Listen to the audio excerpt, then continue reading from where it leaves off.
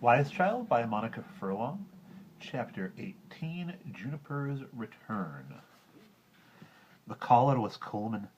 When I recognized him, I flew to the door and let him in. He looked at me strangely. "What on earth's the matter with you? Where's Juniper?" I pulled him in and locked the door behind him. "You look awful," he said. Quickly, my eyes filling with tears, I told him the story of the stone and of Maeve. "Where's the stone?" "Out on the steps. I want to listen to it." "But Maeve might get in," I wailed.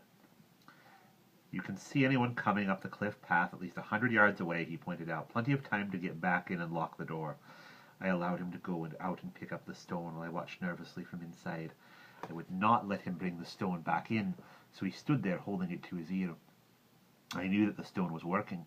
I could hear its murmurs and hissing sibilance, even from where I stood.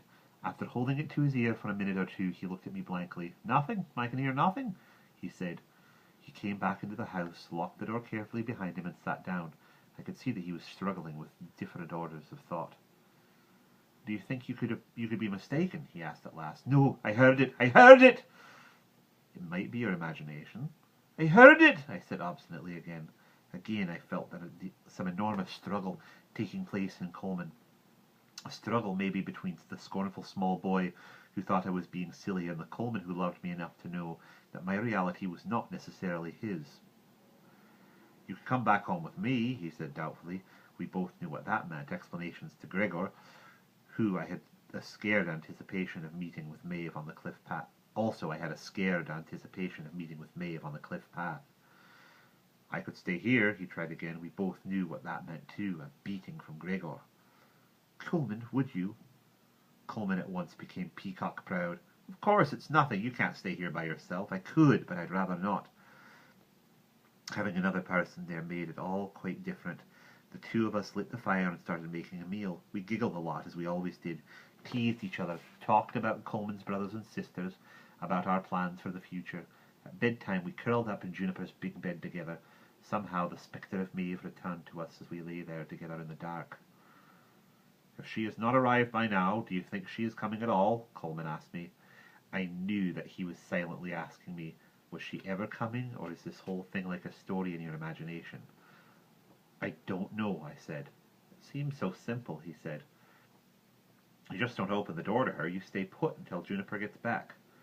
"Bits of me want Maeve," I confessed. "Want to believe she loves me. Want to go out and be with her." "Why? You know she doesn't love you. Not like Juniper does, anyway.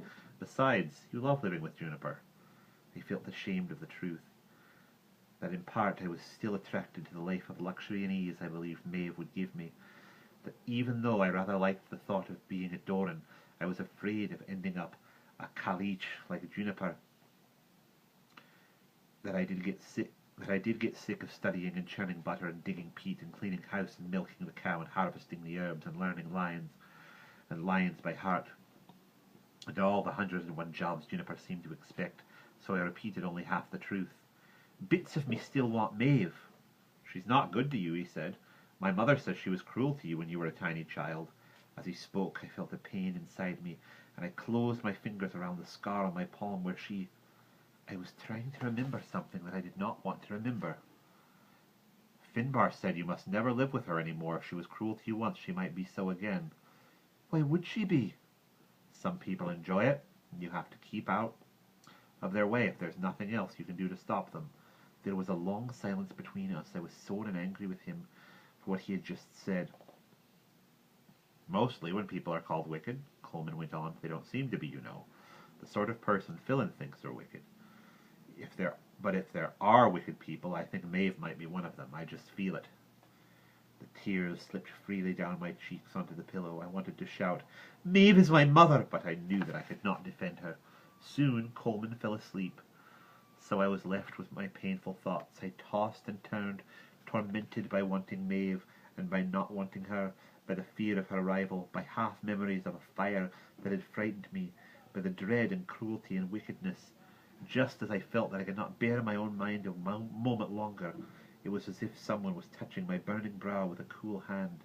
At that very moment came the memory of Juniper's talisman, to which I had never given a thought since Juniper had left. I slipped quickly out of bed, went to the dresser, and put my hand under the clothes, and suddenly felt the the satiny touch of silver. I heaved a sigh of peace.